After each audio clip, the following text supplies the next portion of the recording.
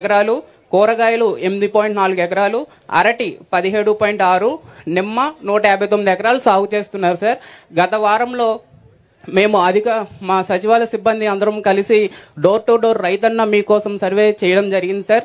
ప్రతి రైతు ఇంటికి వెళ్ళి ప్రతి గడపకు వెళ్ళి సర్వే చేశాం సార్. ప్రతి రైతు ఇంటి వద్ద 20 నిమిషాల వరకు మేము వాళ్ళతో చర్చించడం జరిగింది సార్. మాతో పాటు ఆదర్శ రైతులు కూడా వచ్చారు సార్. ఈ కార్యక్రమంలో మేము రైతులతో చర్చించినది, గమనించిన ఇష్యూస్ కొన్ని 4 పాయింట్లు మేజర్ పాయింట్స్ తీసుకున్నాం సార్. ముందుగా మొదటిది వచ్చేసరికి బోర్ల కింద వరి సాగు జరుగుతుంది సార్.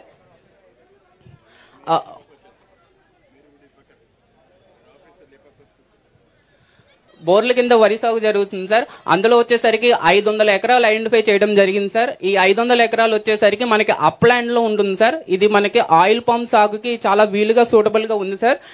దాన్ని మేము ఆయిల్ పంప్ కన్వర్ట్ చేయడానికి రైతులతో మాట్లాడడం జరిగింది సార్. రైతులు కూడా సుముఖంగా ఉన్నారు సార్.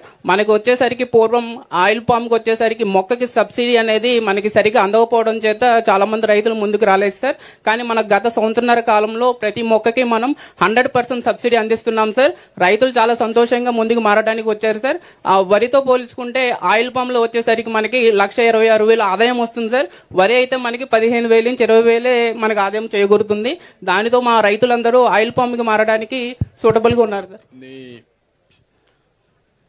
మొత్తం మీ యొక్క సేవా కేంద్రంలో, రైతు సేవా కేంద్రంలో ఎన్ని ఎకరాలు ఆయిల్ ఫామ్ ఉంది? 414 ఎకరాలు. ఫర్ ఏకర్ ఎంత ఆదాయం వస్తుంది? నికర ఆదాయం ఎంత వస్తా ఉంది?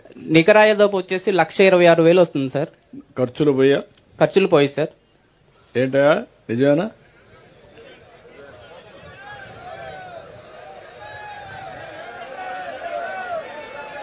అందుకే నేను ఉపన్యాసాలు వినడానికి రాలా.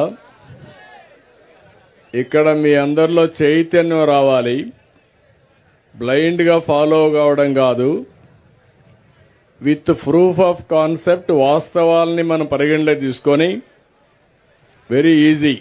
నీకు ఇక్కడే రైతాంగం ఉన్నారు, వీళ్ళంతా కూడా పామాయిల్ తీసుకుపోయి వేరేది ఎక్కడ ఇది చేయరు, ఫ్యాక్టరీకి ఇస్తారు. ఏ రైతు ఎంత తయారు చేశాడో ఉంది.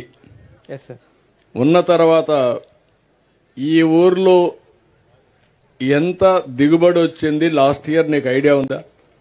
ఉంది సార్. ఎంత వచ్చింది? ఎకరానికి 10 టన్నులు వస్తుంది సార్. మొత్తం ఎంత వచ్చింది?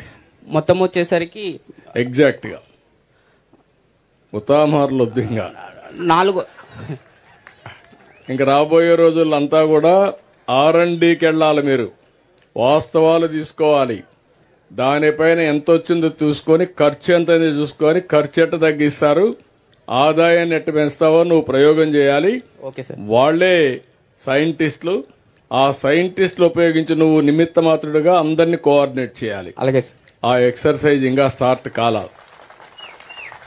ఒక ఫీల్ గుడ్ ఫ్యాక్టరీ కింద వరి వేస్తే తక్కువ వస్తుంది కాబట్టి, పామాయిల్ బెటర్ కాబట్టి అందరూ పామాయిల్కి వెళ్తున్నాం. కానీ మనం చేయాల్సింది ప్రతి ఒక్క రైతు ఇంకొక పక్క చెప్పు. ఈ 450 ఎకరాలు 455 ఎకరాల 424 ఎకరాలు సార్. 420 ఎకరాల్లో మల్టీ క్రాప్ ఏమేమి ఉంది? మల్టీ క్రాప్ సార్ అందులో మనకి కోకో ఉంది సార్. ఎంత ఉంది? కోకో 164 ఎకరాలు ఉంది సార్. ఓకే. తర్వాత దాంట్లో మళ్ళీ మనకి ఒక్క 11 ఎకరాలు ఉంది సార్ అందులో. తర్వాత అందులో మనకి అరటి 17.6 ఎకరాలు ఉంది సార్. అది బిగినింగ్. అవును సార్. ఫస్ట్ 4 ఇయర్స్ లోపు వేసుకుంటున్నారు సార్. తర్వాత ఇప్పుడు పెప్పర్ వేస్తున్నారు, మిరియాలు వేస్తున్నారు సార్. ఎంత వేసారు? 7 ఎకరాలు ఉంది సార్. ఏంటో కరెక్ట్ నేను చెప్పేంత ఇదేనా? కరెక్ట్ గా మాట్లాడండి. ఏదో ఆయన ఎగతాళి చేయాలని కూడా చేయొద్దండి మీరు. అట్లా కాకుండా వాస్తవాలు మీరు ఒప్పుకుంటే, ఇప్పుడు అందుకే నేను అడుగుతున్నా, వాళ్లకు రావాలి, మీకు రావాలి. పామాయిల్లో 4 పంటలు తీయచ్చు. బిగినింగ్ లో మీరంతా కూడా, నేను ఒకప్పుడు రైతు బిడ్డని, చిన్నప్పుడు వ్యవసాయం చేశాను, కానీ ఈ మధ్య రాజకీయం చేస్తున్నా, గవర్నెన్స్ లో ఉన్నా. అనునిత్యం మీరు రైతులంతా కూడా నేలను నమ్ముకున్నారు, మీరు పర్ఫెక్ట్ గా చేస్తున్నారు.